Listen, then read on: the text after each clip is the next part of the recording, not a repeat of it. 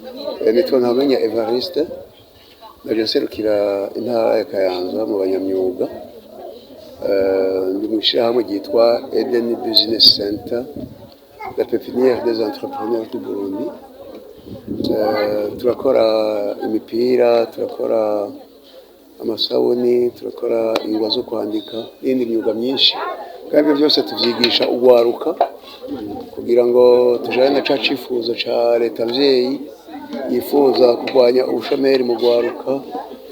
Aziko bavuze ngo umufuko wose uronke agafaranga, mugabo ntaworonka agafaranga atakoze. Nico gituma tugerageza kwigisha abana bato kugira ngo tubafashe kwivana mu bushomeri.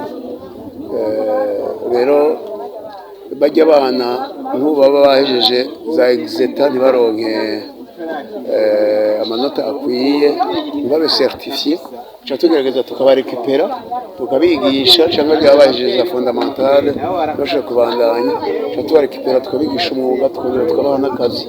Nk'iyi mipira mubona ngaha, ubona ko iteye igomwe, iyi nibo bayikoze, n'abo bana bayikoze. N'ubu twebwe twaje ngaha bo bari ku kivi bariko barakora. Twebwe ishyirahamwe ryacu ryatanguye mu 2015.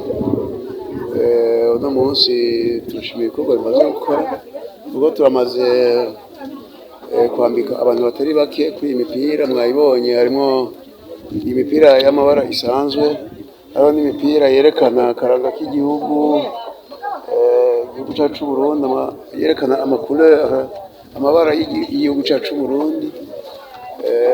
Ko twebwe mu byo dushira imbere cyane turifuza gutsimbataza imico kama y'igihugu no kumenyekanisha igihugu cyacu Burundi. Rero kuva dutanguye gukora turamaze kwigisha abana batari bake, kandi benshi bamwe baragiye kwikorera utwabo, abandi twaciye tubarekipera turabakoresha. Rero turamaze biswiga turimo turakora, kandi turabona ko tubandanye bitera intambwe bigenda neza. Intambamyi ya mbere twahuye nayo ni ijanye n'iki kiza ca coronavirus cateye muri iyi si, kigatuma abantu badashobora kuronka aho bakura ibikoresho. Babona dusa n'abugaranywe, ntituronka aho turangurira ibikoresho, biza nabi.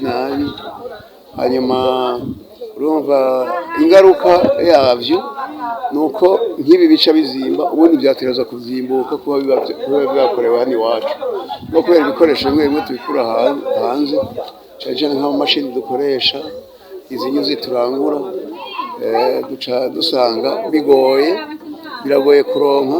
Rero biri mu ntambamyi zitugora cyane, zigatuma n'ibyacu bidasohoka, tudaheza ngo dukore n'ibintu byinshi. Icyo bamaze kudushikana ko si gito.